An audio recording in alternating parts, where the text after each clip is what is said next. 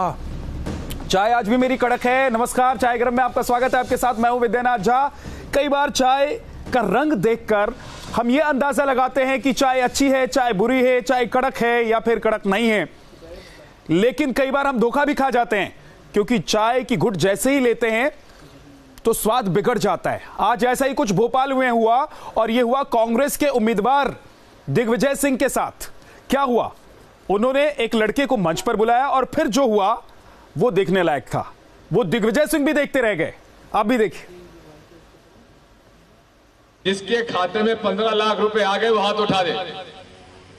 तुम्हारे खाते में आ गए? आ जाओ इधर आ जाओ, अकाउंट नंबर ले आओ तुम्हारा।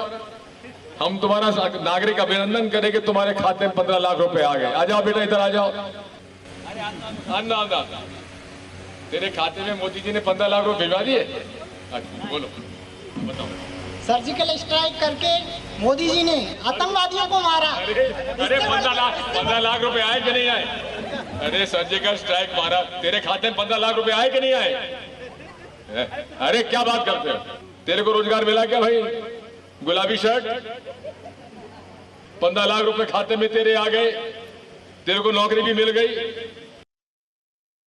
तो देखिए, ये अजीब स्थिति कभी कभी हो जाती है, जैसी आज दिग्विजय सिंह के साथ हुई।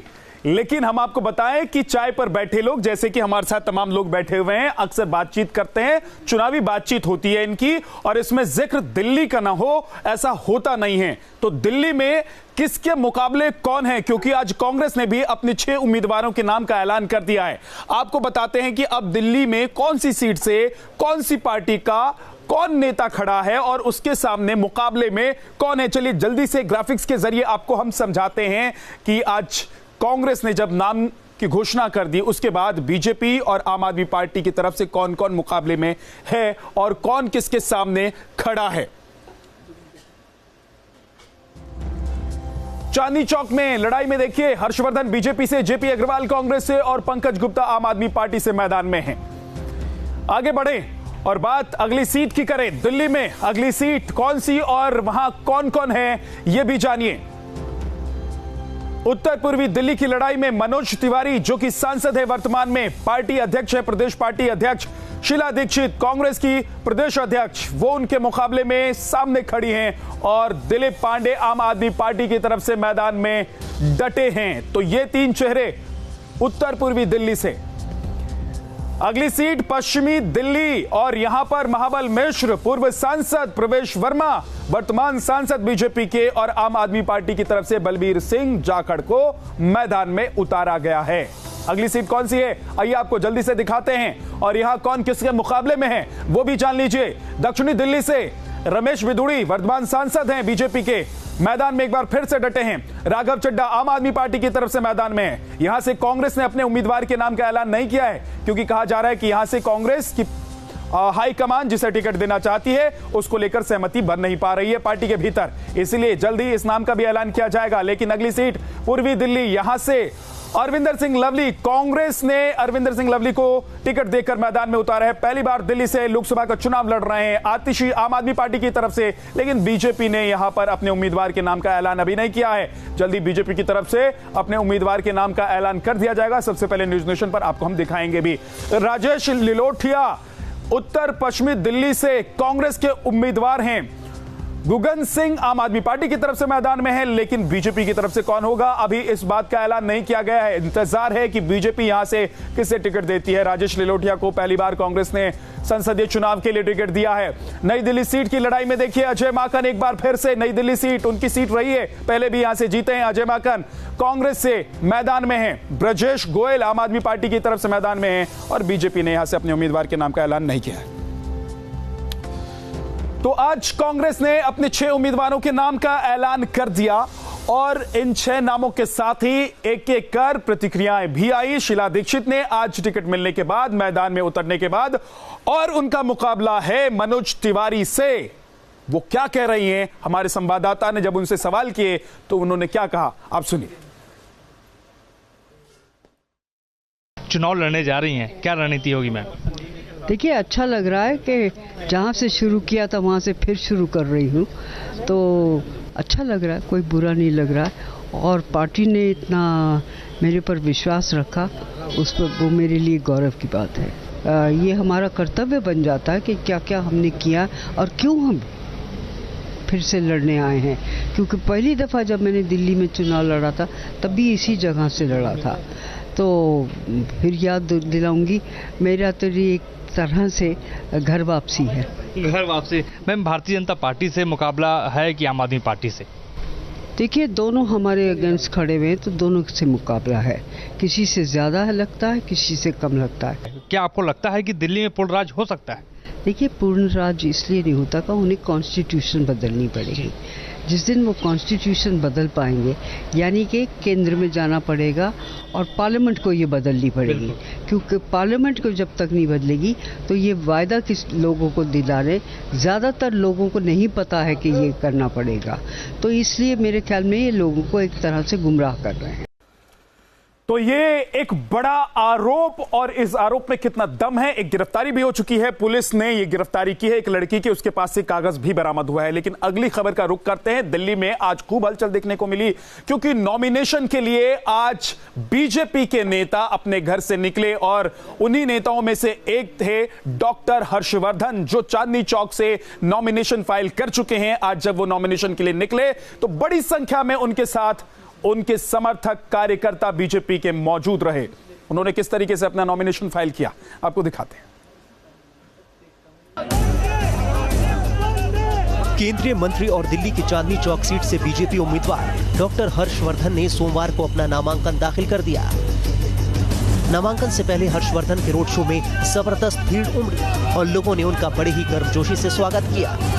वहीं हर्षवर्धन ने इस बार भी अपनी जीत का दावा किया है। कोई चुनौती नहीं है, कोई चुनौती नहीं, किसी तरह की चुनौती नहीं है। हर्षवर्धन ने अपने समर्थकों के साथ हवन कर जीत के लिए आशीर्वाद भी मांगा। बता दें कि 2014 के लोकसभा चुनाव में चांदनी चौक लोकसभा सीट पर आप दूसरे जबकि कांग्रेस तीसरे नंबर पर रही थी। इस बार इस सीट पर डॉक्टर हर्षवर्धन का मुकाबला कांग्रेस उम्मीदवार जयप्रकाश अग्रवाल से। वहीं आम आदमी पार्टी ने यहां से पंकज गुप्ता को चुनाव मैदान में उतारा। Team news nation.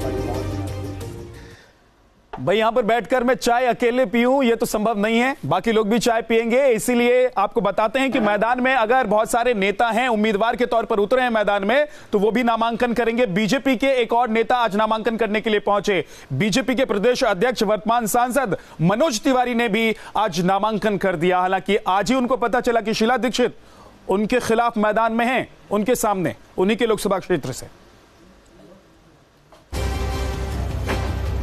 Delhi BJP अध्यक्ष और उत्तर पूर्वी दिल्ली से बीजेपी उम्मीदवार मनोज तिवारी ने सोमवार को अपना नामांकन दाखिल किया। मनोज तिवारी ने नामांकन से पहले रोड शो निकाला।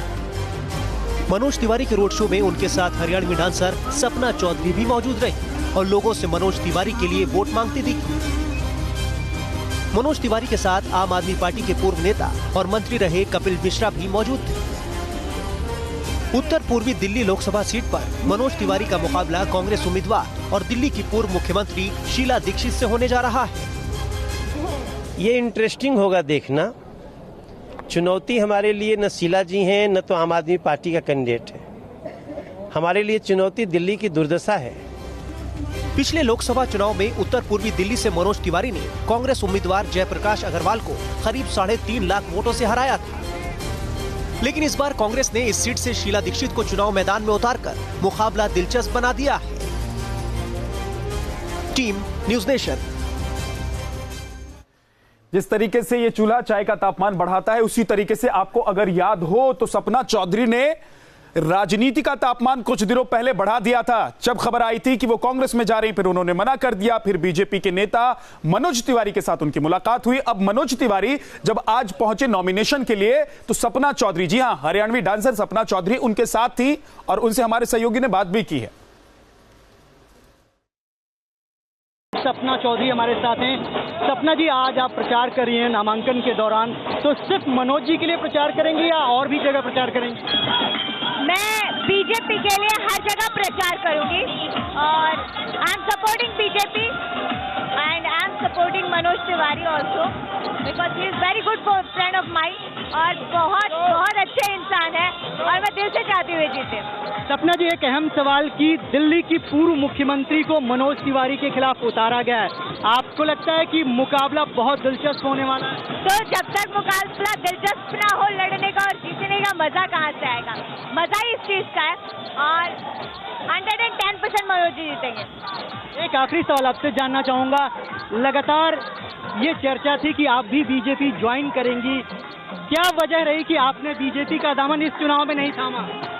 इस समय नहीं थामा, अभी टाइम है, हर चीज का वक्त लगता है और मे बी जब वक्त आएगा तो मैं ये काम भी करूँगा, लेकिन अभी मेरा ये वक्त नहीं है, जो मेरा वक्त है मैं वो कैच करूँगा। आखिरी सवाल, पूरे देश में जो माहौल बना हुआ है, एक राष्ट्रवाद का मुद्दा बहुत अहम है, एक सर्जिकल स्ट्राइक पुलवामा, आपको क्या माहौल लगता है देश में? आप लगातार घूम रही हैं।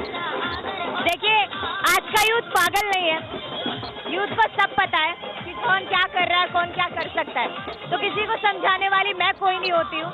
यूथ वेरी स्ट्रांग और सबको पता है कौन कैसा है कौन कैसा नहीं है, तो किसी को बताने की जरूरत नहीं है। हाँ, मैं अपना बता सकती हूँ कि मैं दिल से चाहती हूँ कि नरेंद्र मोदी पीएम बने। प्रियंका गांधी को स्टार प्रचारक के रूप में उतारा है कांग्रेस पार्टी ने राहुल गांधी के सपोर्ट में, लगता है कुछ असर पड़ेगा? पड़ सकता है, पड़ भी सकता है, नहीं भी पड़ सकता है, अभी उनकी वो जाने, हम अपनी कर रहे हैं। तो सपना चौधरी कह रही हैं कि उसकी वो जाने, हम तो अपनी कर रहे हैं, यानी कि हम तो बीजेपी के प्रचार के लिए आए हैं और बीजेपी का प्रचार हम कर रहे हैं। आप जब किसी को चाय पिलाते हैं तो शायद ही किसी को आप पर संदेह होता हो, क्योंकि लोग चाय पीने पिलाने में संदेह करते नहीं है, ये भी नहीं सोचते कि किसी को क्यों चाय पिला रहे हैं। लेकिन अगर आप जूता बांटे तो आप पर संदेह किसी को हो सकता है। भाई पूछ सकते हैं लोग कि आखिर आप ऐसा कर क्यों रहे हैं। अमेठी से आज एक खबर आई जूता बांटने को लेकर, और यहां प्रियंका गांधी ने सीधे सीधे सवाल उठाया स्मृति ईरानी पर। उसके बाद दोनों के बीच जुबानी जंग हुई। सुनिए किस तरीके से ये जुबानी जंग हुई। जो उनके सामने आता है उसको पूरा एहसास है, मेरे परिवार के एक एक सदस्य। आपको मालूम है कि कितना घूमते हैं? जी बिल्कुल। आपको मालूम है कि किसके दिल में अमेठी है और किसके नहीं है? जी जी जी। यहाँ पे सबसे अजीब बात तो मुझे ये लगी कि ये स्मृति ईरानी जी यहाँ आई और उन्होंने जूते बांटे, जूते बांटे लोगों को, ये कहने के लिए कि इनके पास जूते भी नहीं है पहनने। ये सोच रही है कि राहुल जी का अपमान कर रही हैं। ये कर रही है अमेठी की जनता का अपमान। जी, हम लोग का हो रहा है। अमेठी की जनता ने कभी किसी से भीख नहीं मांगी है, कभी किसी से भीख नहीं मांगी है। अमेठी और रायबरेली की जनता ने कभी किसी से भीख नहीं मांगी। और चुनाव आ गया है जी दीदी, जी, और चुनाव के साथ ऐसा है, एक्टर मैं रह चुकी हूँ तो नाटक प्रियंका जी ना ही करें तो बेहतर है। जहाँ तक बात अमेठी में उन गरीब नागरिकों की है जिनके पास पहनने को जूता नहीं था, तो कृपया अगर उनमें थोड़ी सी भी शर्म और मानवता हो तो जाकर हरिहरपुर में देख लें कि सच क्या है। लेकिन हरिहरपुर में जाकर देखने के लिए पहले लापता सांसद से पूछना पड़ेगा उनको कि हरिहरपुर है कहाँ। चाय गर्म हो और चाय पीने की तलब हो तो फिर कोई किसी का इंतजार कैसे करे। और यही हुआ आज भोपाल में। साध्वी प्रज्ञा ने मुहूर्त निकलते ही तुरंत जाकर नामांकन कर दिया। बीजेपी के बड़े नेता पहुंच भी नहीं पाए और साध्वी प्रज्ञा ठाकुर आज नामांकन कराई। बीजेपी ने उन्हें भोपाल से उम्मीदवार बनाया है। दिग्विजय सिंह के खिलाफ वो मैदान में हैं और आज उन्होंने अपना नामांकन दाखिल कर दिया। उनके साथ पंडित जरूर थे और तमाम कार्यकर्ता समर्थक भी थे, लेकिन पार्टी का कोई बड़ा नेता पहुंच नहीं पाया क्योंकि मुहूर्त को देखते हुए आनन फानन में साध्वी ने आज नामांकन भर दिया। अब थोड़ा सा आप भी आराम कीजिए, चाय मेरी भी खत्म हो रही है। कल फिर मिलेंगे चाय गरम में। एक छोटे से ब्रेक के लिए हम रुक रहे हैं, लेकिन न्यूज नेशन पर खबरें जारी है।